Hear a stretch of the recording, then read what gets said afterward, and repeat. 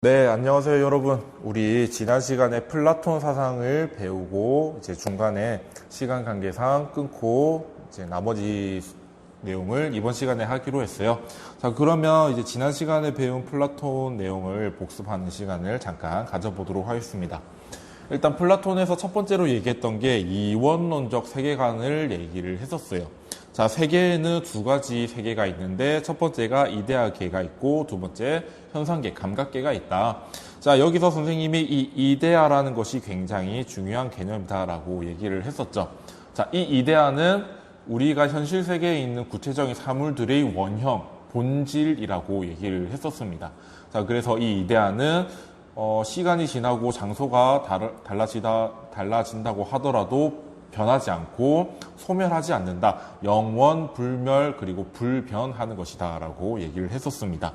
그리고 이 이데아는 인간의 감각기관을 통해서 인식할 수 있는 것이 아니라 인간의 이성을 통해서 인식할 수 있는 것이다. 그리고 이 이데아 중에서 가장 중요한, 가장 최상위, 궁극적인 이데아가 좋음, 선의 이데아다라고 얘기를 했었습니다. 그래서 인간은 이성을 통해서 이 이데아를 이제 원형, 형상을 인식을 하고 현실 세계에서 이것을 최대한으로 실현시키기 위해서 노력을 해야 된다라고 얘기했었던 것 같아요. 자, 반면에 이 감각계, 현상계 같은 경우에는 우리가 지금 실제로 살고 있는 이 세계를 얘기한다고 말했었습니다. 자, 그래서 인간의 감각기관을 통해서 경험할 수 있다라고 얘기를 했었고요. 이제 현실 세계, 여러분들이 살고 있는 현실 세계에 있는 구체적인 사물들은 언제, 시간이 지나면 부서지거나 망가지거나 하면서 소멸하고 변화한다고 얘기했었잖아요. 그래서 이 소멸하고 변화하는 것은 불완전한 존재의 속성이기 때문에 감각계, 현상계는 불완전한 세계이다. 그리고 이데아를 모방한 그림자에 불과하다라고 얘기를 했었던 것 같습니다. 그래서 이 이데아계와 감각계, 현상계 중에서 우리는 무엇을 추구해야 된다? 이 이데아계를 추구해야 된다라고 얘기하는 게 플라톤이 하고 싶었던 말이었다. 자, 그리고 플라톤 같은 경우는 개인의 영혼이 정의로운 것과 국가가 정의로운 것에 관심이 많았고 그 정의로움을 실현하고 싶어 했었습니다. 자, 그래서 개인의 영혼이 정의로운 것에 대해서 설명하기 위해서 영혼 3분설이라는 것을 얘기했었다. 그래서 인간은 영혼을 가지고 있고 이 영혼을 세 가지 파트로 분류를 할 수 있는데 이성, 기계, 욕구로 분류를 할 수 있다. 그래서 이 이성이 탁월하게 훌륭하게 발휘하는 습관적 품성을 우리는 지혜라고 얘기를 했고, 기계가 이성의 통제를 잘 받아서 두려워할 것을 두려워하고 두려워해야 하지 않아야 할 것을 두려워하지 않는 습관적 품성을 우리는 용기라고 얘기를 했었다. 자, 욕구가 이성의 통제를 잘 받아서 이제 방탕하지 않게 되는 그런 품성을 가지게 되는 것을 우리는 절제라고 얘기했는데 이 절제가 좀 독특하다라고 얘기했었죠. 이성도 기계도 이 절제라는 덕을 가지고 있어야 된다라고 얘기를 했었습니다. 자, 그래서 개인의 영혼에서 지혜, 용기, 절제의 덕이 실현되고 이 지혜, 용기, 절제의 덕이 조화와 균형을 이루었을 때 우리는 정의의 덕을 실현할 수 있다라고 얘기를 했었습니다. 여기까지 지난 시간의 수업이었던 것 같아요. 자, 선생님이 지난 시간에 얘기를 해야 되는데 못했던 게 있었어요. 여기 지혜, 용기, 절제, 그리고 이 정의 네 가지 덕을 우리는 이렇게 통칭을 합니다.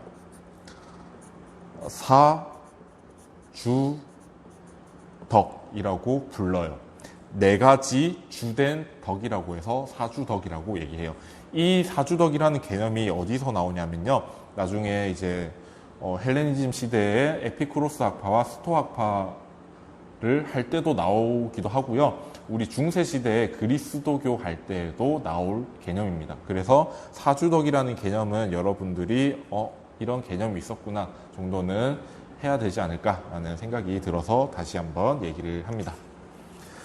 자, 그러면 이제 개인의 영혼에서 정의로움에 대해서 얘기를 했었으니까 이제 국가 전체, 국가가 정의로운 다시 정의로운 국가가 되기 위해서는 어떻게 해야 되는가에 대해서 얘기하는 부분을 해보도록 하겠습니다. 자, 선생님은 정의로운 국가라고 이름을 붙여볼게요. 자, 플라톤이 생각하기에요, 이상적인 국가는, 정의로운 국가는 세 가지 계층이 존재한다라고 생각을 합니다. 국가의 세 계층. 자, 인간의 영혼에서도 이성, 기계, 욕구가 있듯이 국가를 구성하는 계층에도 세 가지 계층이 있다. 자, 이 세 가지 계층 여러분들 중요하니까 꼭 기억을 하도록 합시다. 자, 첫 번째로 나오는 게 통치자입니다. 자, 당연히 국가를 다스리기 위해서는 그 국가를 전두지휘하는 통치자가 있어야 되죠. 그래서 당연히 통치자라는 사람은 나와야 됩니다. 자, 그래서 이 통치자는 어떤 역할을 하는가? 당연히 국가를 통치하고, 전쟁이 났을 경우에는 국가를 지휘하겠죠. 이런 역할을 합니다.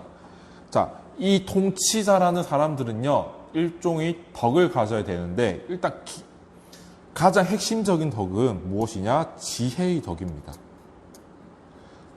지혜의 덕. 이 덕을 반드시 가지고 있어야 됩니다. 통치자는. 자, 그래서 이 지혜의 덕을 갖추어서 무엇을 해야 되느냐? 이데아를 인식하고 국가에 실현해야 됩니다. 자, 이때 이데아를 인식한다는 건 뭐냐면요, 우리 국가 전체에 있어서 무엇이 좋은 것인지, 무엇이 선한 것인지를 인식한다는 얘기를 포함하고 있습니다. 즉, 가장 이상적이고 가장 좋고 가장 선한 국가가 무엇인지에 대한 이데아를 인식하는 거죠. 그것을 인식하고 실현하기 위해서 온갖 노력을 해야 되는 겁니다. 자, 선생님이 주된 덕이 지혜라고 했는데, 이 통치자라는 사람은요, 용기의 덕도 있어야 되고요, 절제의 덕도 있어야 됩니다.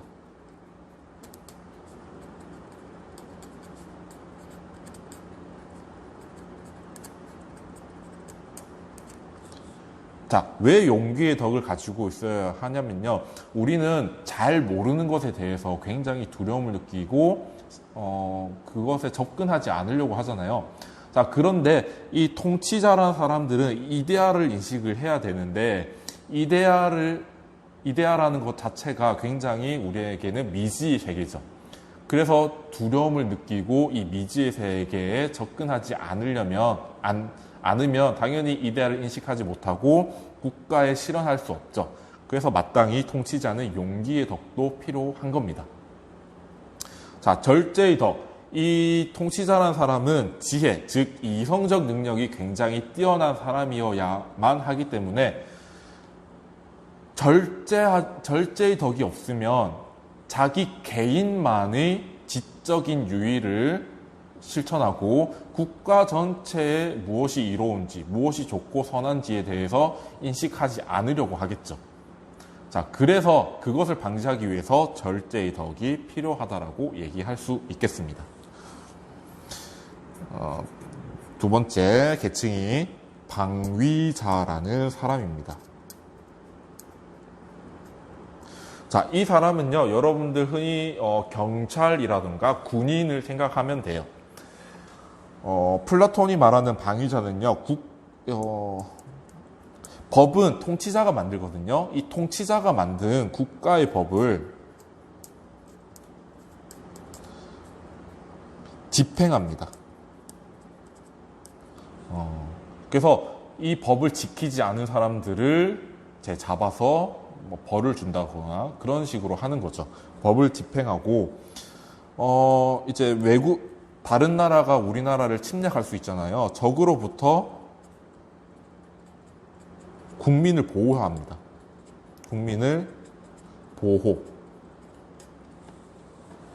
우리 군인이 하는 행동 일과 비슷하죠. 국민을 보호하는 거. 또 이 시기에는 영토 확장이 뭐 나쁜 일은 아니었어요. 영토 확장을 위해서 전쟁을 한다던가 뭐 그런 역할을 했었습니다. 해야 된다라고 얘기를 해요.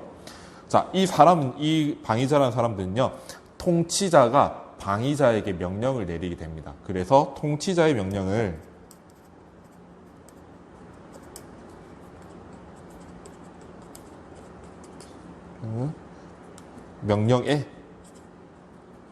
명령에 복종.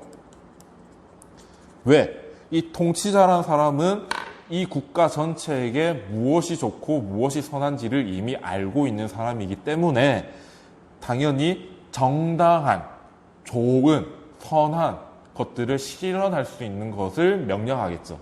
그럼 당연히 방위자라는 사람들은 국가의 법을 집행하는 사람으로서 통치자의 명령을 따르고 복종해야 된다는 얘기가 됩니다. 복종해야 되고 이 사람들한테는 뭐 여러 가지 유혹들이 있을 수가 있잖아요. 여러 가지 유혹들을 갈등, 직면해도 이겨낼 만큼 정신적 강건함이 있어야 된다.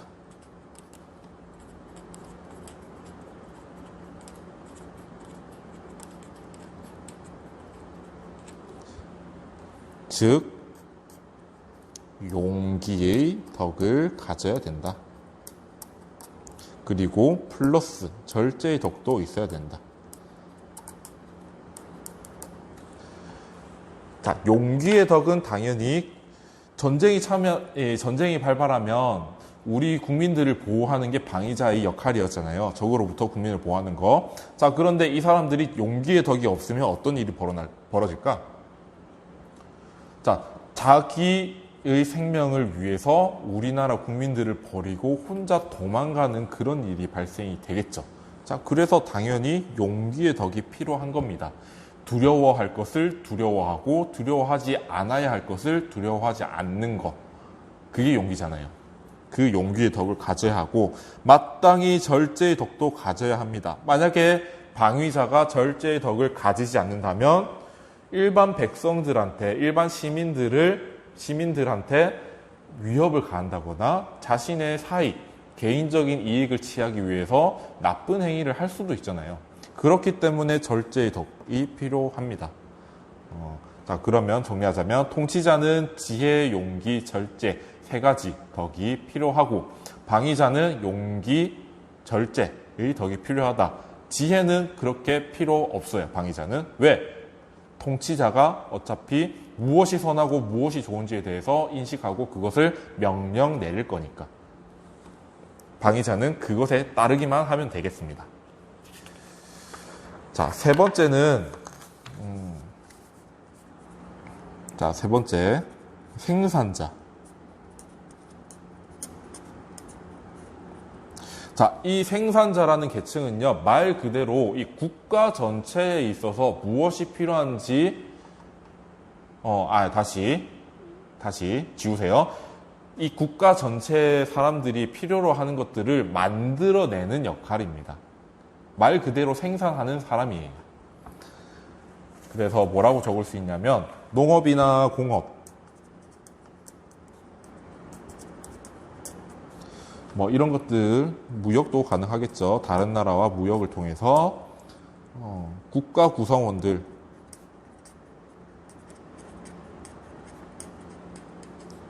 필요로 하는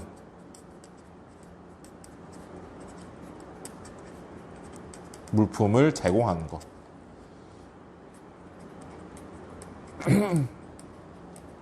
이런 역할을 하는 게 생산자입니다.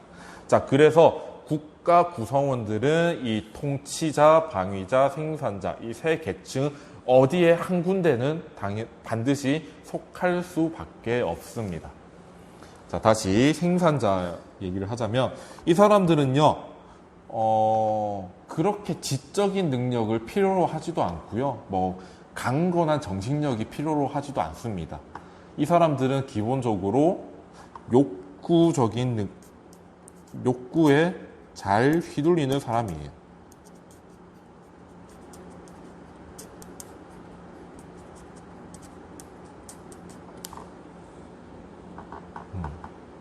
자, 그러면 이 욕구에 잘 휘둘리는 사람들인데 국가 구성원들이 필요로 하는 물품을 생산하고 제공하도록 하기 위해서는 당연히 통치자가 명령을 내려야 되겠죠. 이런 거 필요하니까 국가 전체에 있어서 이런 게 필요하니까 너 이런 거 만들어내. 명령하고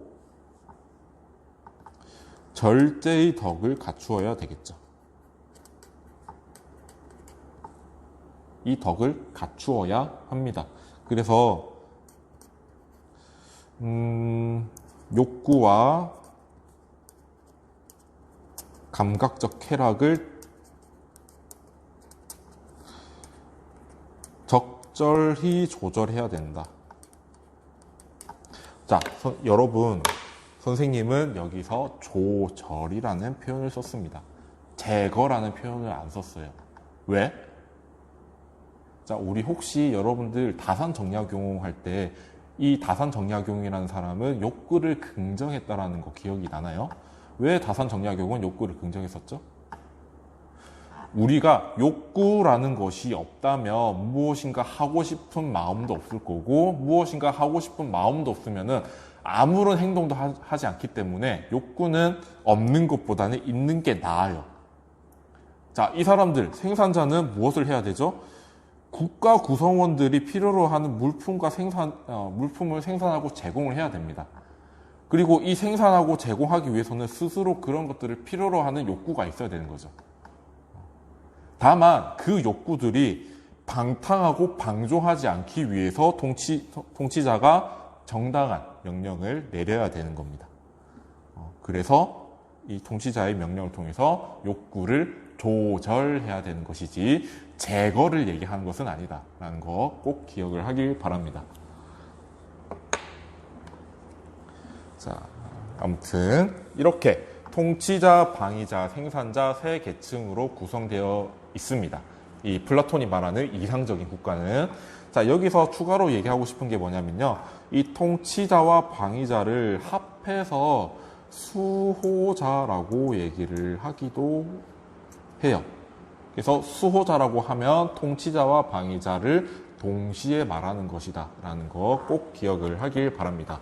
특히 윤리와 사상을 수능으로 치는 친구들은요, 이 세 표현을 굉장히 헷갈려 합니다. 이거 주의하도록 합시다. 자, 아무튼 선생님이 이렇게 국가의 세 계층이 있다라고 얘기를 했잖아요. 자, 그런데 개인의 영혼과 연결시켜서 얘기할 수 있습니다. 자, 개인의 영혼에는 이성, 기계, 욕구라는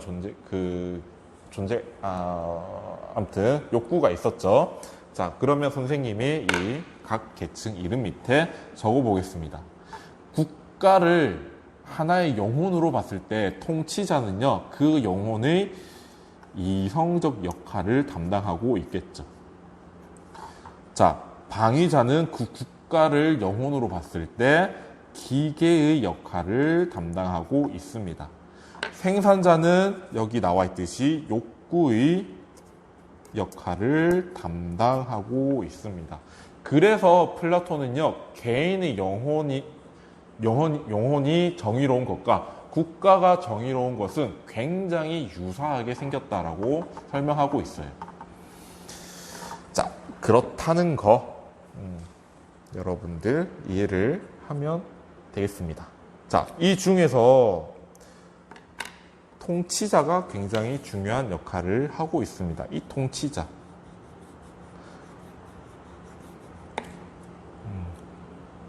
사실상 무엇이 좋고 무엇이 선한지를 인식하는 것, 즉 이데아를 인식하는 것은 이 통치자죠. 그래서 플라톤은요, 정의로운 국가의 모습에서는요,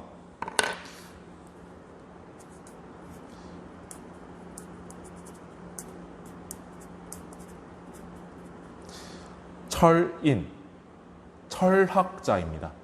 철학자가 통치를 해야 한다라고 하는 철인 통치를 얘기합니다. 그래서 이 철인 통치, 이성적 능력. 선생님이 이거 설명 안 했는데, 이 통치자, 방위자, 생산자 세 계층이 있는데, 이 계층을 나누는 기준이 뭐냐? 선생님이 지난 시간에 그거 기억이 나나요? 영혼을 세 분류를 나누는데 개인마다 다른 비율로 소유하고 있다고. 이 부분. 개인마다 다른 비율로 소유하고 있다. 이성, 기계, 욕구를. 이거 기억나죠? 자, 이성적 능력이 가장 뛰어난 사람을 통치자로 앉히는 거고요. 기계적인 능력이 가장 뛰어난 사람을 방위자로 앉히는 거고요. 이제 욕구적인 부분이 많은 사람들. 다른 말로 해서는 이성적인 능력과 기계적인 부분이 좀 부족한 사람들을 생산자 역할로 담당을 시키는 겁니다. 그래서 선천적인 능력에 따라서 이렇게 분류를 시키는 거죠. 그거 꼭 기억을 하세요. 자, 이성적 능력이 가장 뛰어난 사람.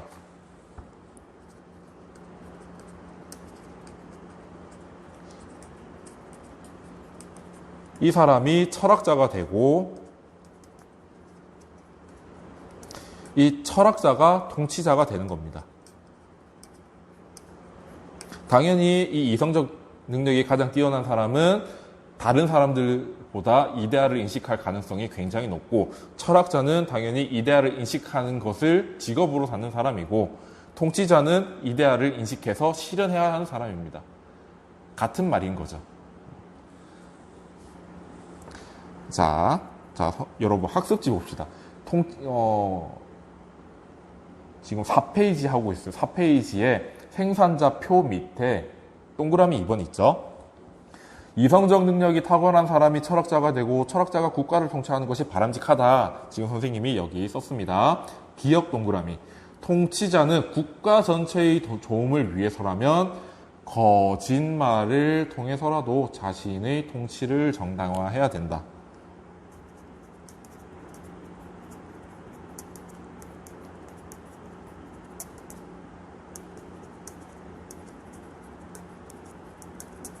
거짓말을 통해서라도 국가 전체의 좋음을 실현해야 된다. 이런 거죠. 그냥 이제 많이 배웠다라고 해서, 많이 알고 있다고 해서 뭐 명령을 내리는 것은 굉장히 설득력이 부족할 수 있습니다. 그냥 단순히 내가 많이 배웠으니까 너 내 말에 따라 라고 하는 것은 좀, 그래서 네가 뭔데? 이런 반발감을 일으킬 수 있잖아요. 그래서 통치자는 이런 얘기를 해요. 아니, 신이 우리를, 인간이란 존재를 만들었을 때 인간마다 금을 넣기도 하고 은을 넣기도 하고, 또는 이제 철이나 구리 같은 별로 좋지 않은 그런 성분을 넣기도 했어. 그래서 신이 금을 넣은 사람은 이성적인 능력이 뛰어나서 국가 전체를 지휘하라는 명령을 받았어. 자, 은을 받은 사람은 기계적인 능력이 뛰어나서 국가를 이제 방위를 해라는 그런 역할을 받았어.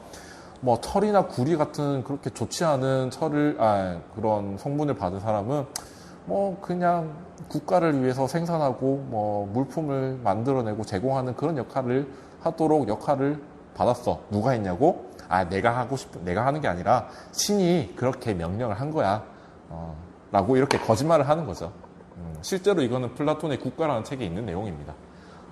그렇게 해서라도 통치자는 방위자와 생산자가 자신의 명령에 따르도록 해야 된다라는 얘기.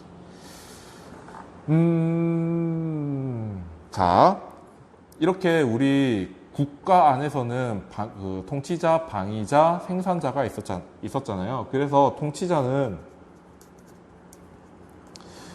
지혜의 덕도 필요하고 용기의 덕도 필요하고 욕구의 덕도 필요한데 가장 핵심은 지혜의 덕이다. 이 지혜의 덕을 통해서 이데아를 인식하고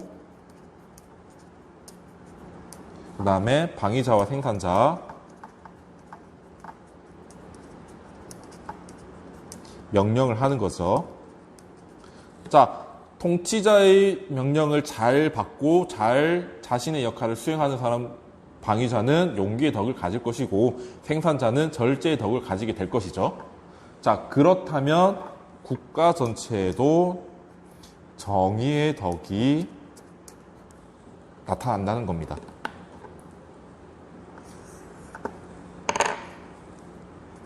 각 계층이 자신의 역할을 잘 수행하고 조화를 이루는 것. 이룰 때 나타난다. 즉, 국가 전체에서 통치자는 통치자의 역할을 잘 수행하고 방위자는 방위자의 역할을 잘 수행하고 생산자는 생산자의 역할을 잘 수행하되 다른 계층의 일을 넘보지 않고 침해하지 않는 그 상태가 정의 상태이고 그 정의가 실현된 국가를 정의로운 국가라고 얘기를 하는 겁니다. 그래서 이 정의로운 국가가 궁극적인 국가가 도달해야 할 이상향이라고 생각을 하고 있습니다. 자, 여러분 학습지 한번 봅시다. 학습지에 이제 아까 우리 봤던 기억 동그라미 밑에 디귿 동그라미가 있잖아요. 동굴의 비유라고 적혀 있는데 이 동굴의 비유는 플라톤의 내용 중에서 자주 출제가 되는 원전입니다. 원문이고. 자, 그런데 선생님은 시간 관계상 아리스토텔레스도 바로 이어서 나가야 되거든요. 시간 관계상 선생님이 따로 얘기하지 않고 여러분들 읽어보면 어떤 느낌인지 알 수 있을 테니까 그냥 읽어보도록 합시다. 자, 그리고 마지막으로 수호자 계층. 자, 수호자라는 것은 통치자와 수호자라는 것은 통치자와 방위자 이 두 계층을 일컫는 말이라고 했죠. 이 수호자 계층은 조금 특징이 있습니다. 이것도 여러분 윤리와 서상을 수능으로 시험을 보는 친구들은 반드시 기억을 해야 되는 내용이니까 잘 정리하도록 합시다.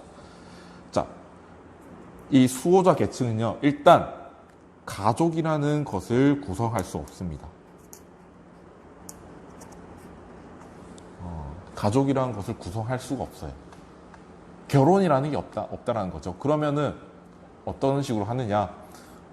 이번 주는 내가 저 여성과 이제 잠자리를 갖게 되는 거고, 저 여성은 다른 남자와 또 이제 잠자리를 갖게 되는 그런 형식으로 가족, 일정한 양식, 항상 지속적으로 유지되는 가족의 형태가 없습니다. 왜 그럴까요?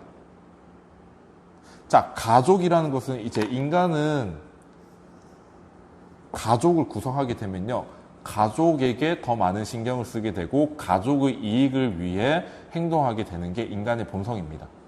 자, 그런데 수호자 계층, 통치자와 방위자는요, 자신의 사욕을 위해서 일하는 것이 아니라 국가 전체를 위해서, 국가 전체의 좋음과 선을 실현하기 위해서 일하는 사람들이에요. 자, 국가 전체의 좋음과 선을 실현하기 위해서는 방해되는 요소가 없는 게 좋겠죠. 이 가족이라는 것은 일종의 집착을 만들어낼 수 있기 때문에 집착, 그리고 사욕, 이런 것들을 만들어낼 수 있기 때문에 안 된다라는 얘기.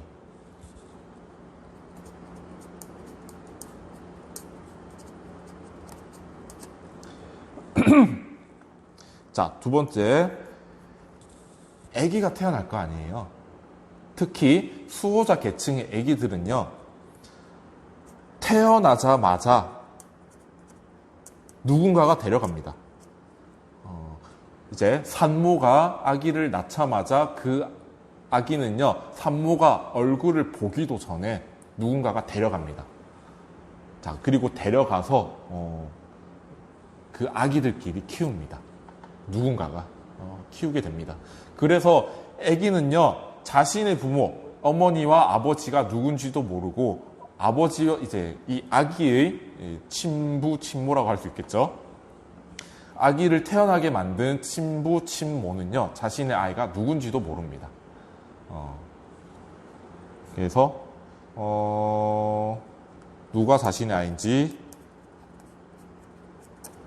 부모이고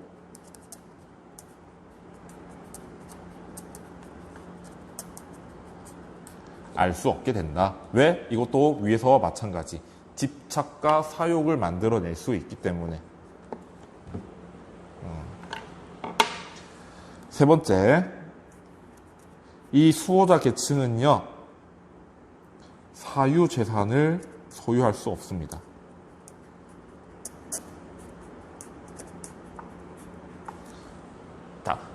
다시 말하지만 수호자 계층은 사유재산을 소유할 수 없습니다. 다른 말로는 생산자는 사유재산을 소유할 수 있다는 거죠. 왜? 생산자라는 사람들은 욕구적인 능력이 굉장히 뛰어난 사람이에요. 욕구에 휘둘리는 사람들이에요. 자, 그런데 이 사람들한테 사유재산이 없다? 그러면 이 사람들은 일할 이유가 없어요. 생산자들은. 그렇겠죠? 자, 그런데 통치자와 방위자는요, 사유재산을 가지게 되는 순간부터 자신의 이익을 위해서 자신의 권력을 휘두른다거나 자신의 이성적인 능력, 탁월한 훌륭한 이성적인 능력을 발휘하거나 그런 식으로 될 수가 있거든요. 즉, 그 사유재산에 집착하거나 이기적인 욕심을 형성할 수 있게 된다는 거예요. 자, 수호자 계층이 집착과 사욕을 추구하게 되면 어떤 일이 일어난다? 국가 전체의 밸런스가 무너지고 국가 전체의 종과 선이 실현되지 않겠죠. 자, 그런 측면에서 봤을 때 수호자 계층은 가족을 구성해서도 안 되고 자신의 자식이 누군지 부모가 누군지 알아서도 안 되는 거고 사유재산을 소유해서도 안 된다라고 얘기하고 있는 게 플라톤이 생각하는 이상적인 그 국가의 모습입니다. 자, 이렇게 해서 플라톤의 내용도 끝이 났습니다. 힘들죠? 쉬운 사상가는 아닌데 선생님이 가급적 최대한 쉽게 설명하려고 했는데 여러분들 어떻게 받아들여졌는지는 잘 모르겠어요. 학교에서 있으면 여러분들이 질문하거나 할 텐데, 자, 역시나 온라인 클래스 들으면서 수업을 들으면서 모르는 내용 또는 이해가 잘 안 되는 내용은 질문 게시판에 올려주면 되겠습니다. 자, 그러면 이제 아리스토텔레스라는 사상가에 대해서 얘기를 해보도록 하겠습니다.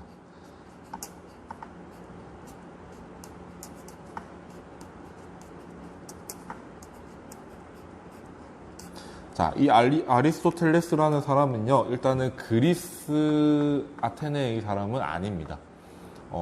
일단은 외국 마케도니아 쪽 그런 사람이고요. 어린 시절 한 청소년 시기쯤에 이제 플라톤의 제자로 들어갑니다. 그리고 이 아리스토텔레스가 굉장히 능력이 좋았던 것 같아요. 아리스토텔레스가 이제 플라톤의 밑에서 여러 가지 학문을 배우면서 플라톤이 굉장히 아끼고 굉장히 훌륭하게 봤던 그런 제자였습니다. 그만큼 능력이 탁월했어요.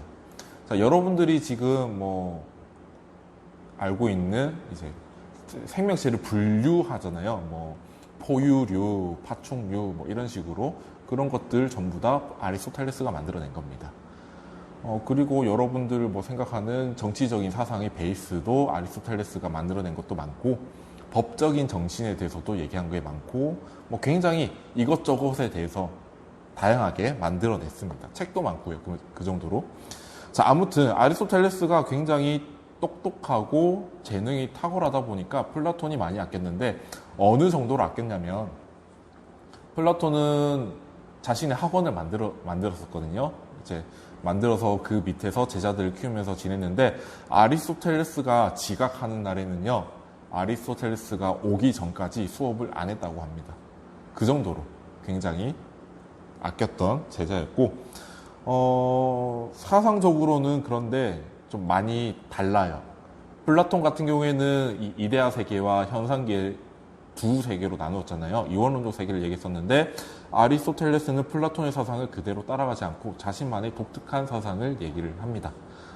그래서 플라톤과 비교하는 문제가 자주 출제되는 경향이 있어요. 단독 문제로 나오는 경우도 많고, 왜냐하면 이 사람도 굉장히 방대하고 굉장히 입체적인 철학을 얘기하거든요. 그래서 쉬운 사상가는 이제 서양 사상이 그 동양 사상에 비해서 굉장히 쉬운 편인데, 서양 사상의 어려운 학자 중에 한 명이라고 얘기를 할 수 있겠습니다. 그리고 이 아리스토텔레스는 여러분들이 아는 사람의 스승이었어요. 여러분들 혹시 알렉산더라는 사람을 아나요? 알렉산더 대왕? 그 사람의 스승이었습니다. 그 사람의 스승으로서 지내면서 굉장히 원래 부유했었습니다. 이 아리스토텔레스의 아버지가 마케도니아 왕국의 이제 의사였고요. 왕국 안에 있는 의사였고, 굉장히 어릴 때부터 부유한 삶을 살았는데, 이 아리스토텔레스조차도 알렉산더 대왕의 스승으로서 이제 되니까 굉장히 막강한 권력과 후원을 받게 되는 거죠. 그래서 굉장히 부유하고 풍족한 삶을 살았다. 근데 단 한 가지, 아리스토텔레스는 컴플렉스가 있었어요. 너무나 평범한 외모. 그래서 그 평범한 외모에 스트레스 받아서 그것을 숨기기 위해서 굉장히 화려하게 치장을 했다고 해요. 뭐 보석 엄청 달린 귀걸이를 찬다든가 목걸이를 한다든가 그런 식으로 얘기를 했는데, 아무튼 사상적으로 봤을 때는 굉장히 훌륭하면서도 배울 점이 많다. 다만 우리가 배울 때는 너무나 방대한 사상이다 보니까 어렵긴 하다. 그렇지만 선생님은 최대한 여러분들이 이해할 수 있도록 노력해 보도록 할 테니까 잘 따라와 줬으면 좋겠습니다. 자, 우리 플라톤부터 다시 생각을 해봅시다. 플라톤은 이데아계와 현상계라는 게, 이 현상계에 두 세계가 있다라고 얘기했는데, 이 아리스토텔레스는요, 현실주의입니다. 자, 플라톤이 이상주의, 이데아계를 이상적으로 보고 이데아계를 실현하고자 했잖아요. 그래서 플라톤의 그 세계관을 이상주의라고도 표현을 하거든요. 반면에 아리스토텔레스는요, 현실주의입니다. 이론론적 세계관이에요.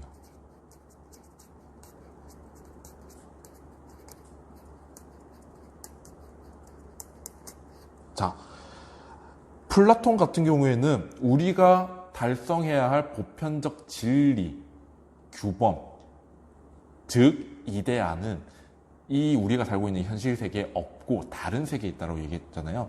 아리스토텔레스는 이 현실 세계에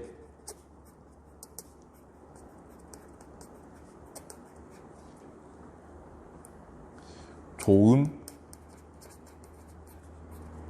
또는 선이 내재해 있다.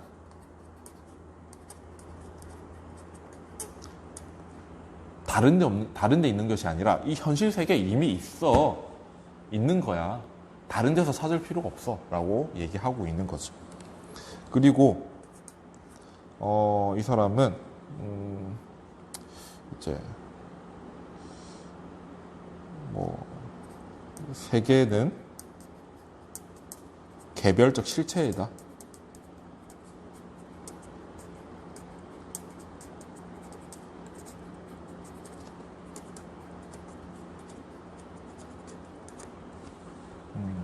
이런 내용들을 얘기하고 있습니다.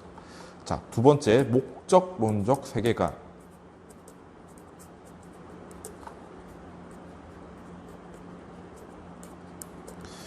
자, 이 목적론적 세계관은요, 여러분들 3학년 때 생활과 윤리를 할 친구들이라면 반드시 꼭 기억을 하고 있어야 됩니다. 계속 나오거든요. 아리스토텔레스와 관련해서. 그러니까 반드시 꼭 기억을 해야 돼요. 자, 이 목적론적 세계관은 내용 자체는 어렵지 않아요. 일단 어떤 존재가 있잖아요.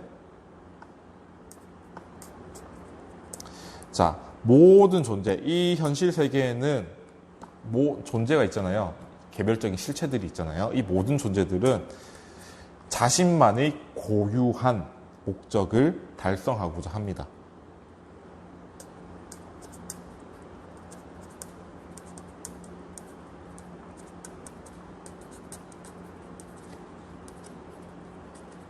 또 어떤 행위를 할 때 어떤 목적이 있을 거 아니에요. 이것을 달성하기 위해서 또는 이것을 위해서 그런 행동을 하는 거겠죠. 자, 개구리도 자신만의 고유한 목적이 있을 것이고 그 목적을 달성하기 위해서 개굴 운다거나 번식을 한다거나 그런 행위를 하는 겁니다. 그래서 이 세계에 있는 모든 존재들은 그 어떤 목적을 가지고 있고 목적을 달성하기 위해서 행동한다. 이게 목적론적 세계관의 핵심입니다. 자, 그런데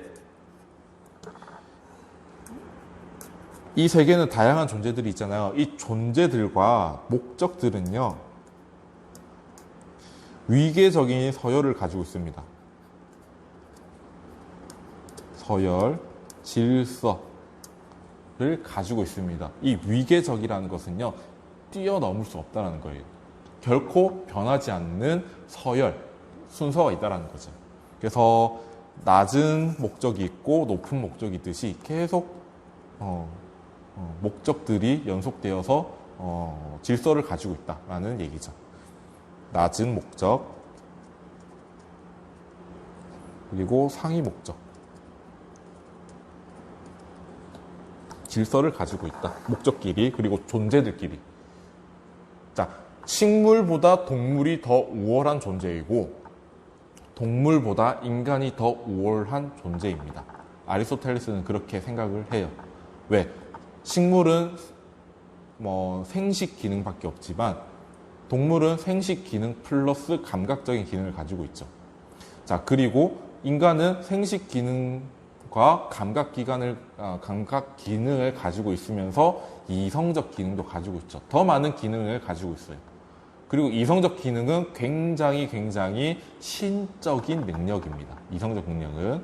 자, 그렇기 때문에 인간은 식물보다 그리고 동물보다 더 상위의 존재이고 인간이 추구하는 목적도 당연히 식물과 동물들의 목적보다 더 상위의 목적이 되는 거죠. 자, 그래서 하는 말이 이 얘기입니다. 상위 존재는 하위 존재의 목적입니다.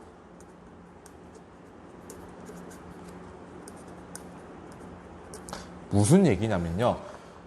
식물이 존재하는 이유는요. 동물들이 달성하고자 또는 목적을 추구하고자 달성하고자 할 때 식물이라는 존재가 필요하기 때문에 식물이 있는 거예요. 자, 동물이 존재하는 이유. 인간이 추구하는 목적을 달성하기 위한 수단이기 때문에 동물이 있는 거예요. 그래서 하위 존재는요, 상위 존재의 수단이 됩니다.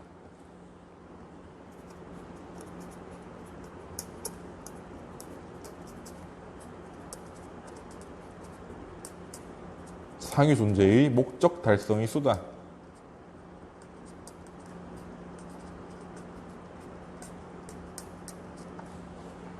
이라고 얘기하고 있습니다.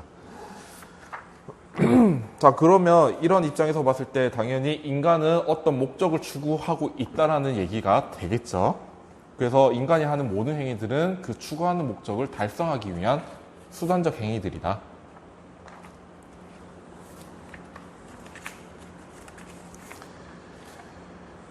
자, 그러면 여러분들 생각을 해봅시다. 만약에 이 목적들이 질서가 있고 위계 서열이 있다고 했는데 만약에 그 목적이 최종 끝이 없다고 하면 어떤 일이 벌어질까요?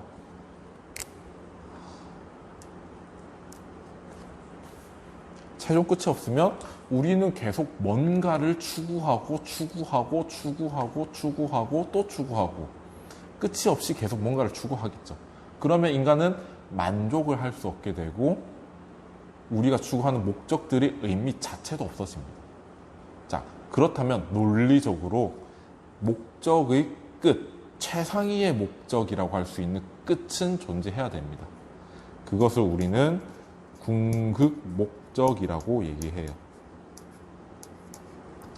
자, 이 궁극 목적은 당연히 최상의 조음이고 최상의 선이기 때문에 최고선이라고 부르는데,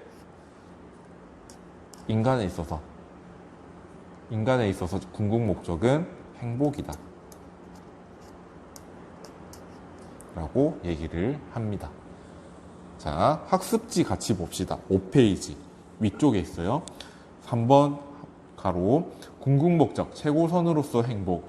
1번 양가로 이 세계의 모든 존재와 행위는 어떤 목적을 추구하는데 궁극 목적이 없다면 이 세계는 끝나지 않는 운동과 목적의 연쇄만이 존재하게 되므로 목적의 추구가 굉장히 허무한 것이 된다. 그러므로 논리적으로 봤을 때 궁극 목적은 존재해야 되는 게 맞다. 그래서 궁극 목적은 존재한다는 게 판명이 났습니다. 자, 그런데 인간에 있어서 인간이 궁극 목적으로 삼는 것은 무엇이냐? 모든 사람들이 동의할 텐데 행복이라는 거죠. 자, 우리가 대학을 좋은 곳에 가려고 하는 것도 그 대학이 좋은 직장에 취직하는데 유리하다고 생각하니까 가는 거죠. 자, 좋은 직장에 가려고 하는 이유는 뭘까요? 뭐 좋은 직장이라 하는 것은 뭐 이제 여가 시간을 보장한다든가 돈을 많이 준다든가 다양한 의미를 가지고 있지만 결국에는 우리가 행복하기 위해서 가는 겁니다. 좋은 직장을 가지게 되는 겁니다. 가지려고 하는 겁니다. 자, 그런데 이 행복은 무엇을 위해서 행복하려고 한다라고 말할 수 있을까요? 자, 행복 위에는 어떤 목적이 없습니다. 그렇기 때문에 아리스토텔레스는 인간의 궁극 목적을 행복이라고 간주하고 있는 거죠. 자, 근데 그 전에 궁극 목적이 갖추어야 할 조건이 있습니다. 궁극 목적이라고 할 수 있기 위해서는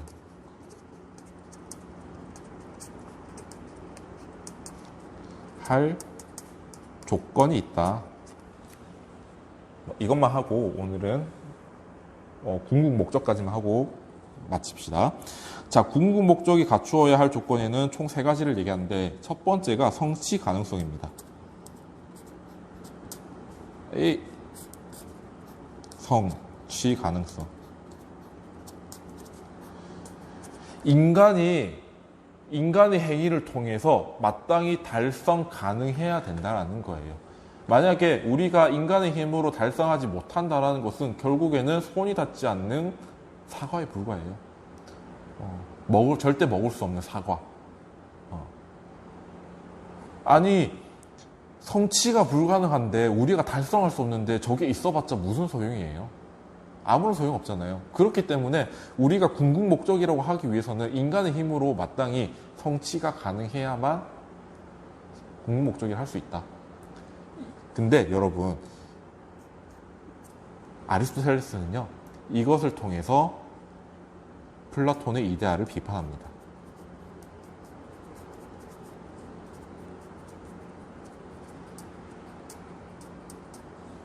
인간의 힘으로는 결코 이데아를 완전히 100% 실현할 수 없잖아요.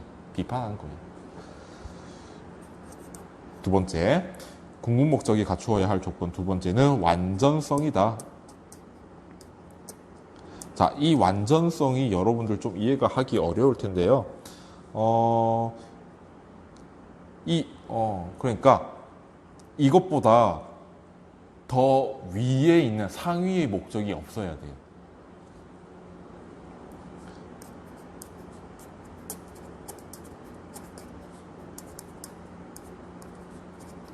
없어야 되고, 모든 행동들은 결국에는 이것을 달성하기 위해서 이루어진 수단적인 행위여야 한다는 거예요. 그리고 다른 말로는 다른 것의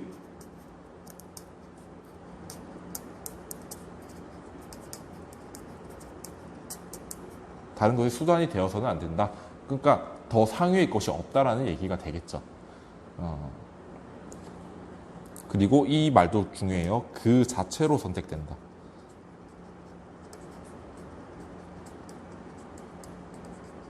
이 말도 위에 있는 말과 유사합니다.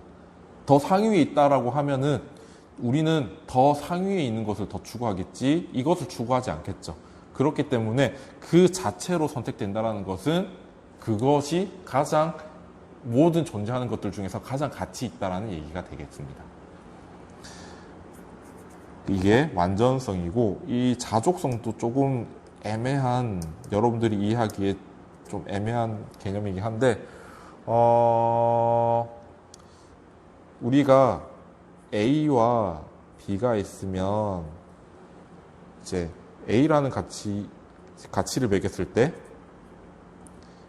A 플러스 B가 되겠잖아요. 자, 그런데 궁극 목적은요.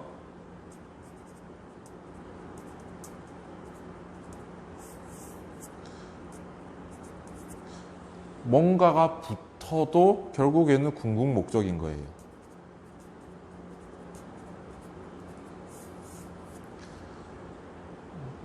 어떤 것을 더한다고 하더라도 가치가 더 늘어나지 않을 정도로 이미 충분히 가치 있어야 된다는 겁니다. 그래서 다른 것이 더해지더라도 그 가치가 더 커지지 않을 정도로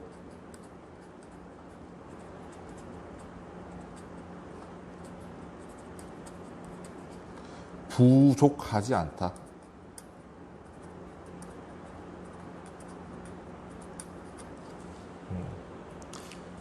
이게 자족성입니다. 그래서 궁극 목적이라는 것이 되기 위해서는 성취 가능성, 인간의 힘으로 성취가 가능해야 되고 완전성, 더 상위의 목적이 없어야 되고 자족성, 다른 것이 더해지더라도 가치가 늘어나지 않을 만큼 이미 충분히 최상의 가치를 가지고 있다라고 얘기를 하면 되겠습니다. 자, 그러면 이제 이 세 가지를 모두 충족하고 있는 궁극 목적이 행복이라는 얘기가 되겠죠. 이 행복에 대해서는 다음 시간부터 다시 연결해서 수업을 하도록 하겠습니다. 자, 그러면 지금까지 수업을 듣느라 고생이 많았고요. 우리는 다음 시간에 아리스토텔레스로 다시 만나보도록 하겠습니다. 고생했어요. 안녕.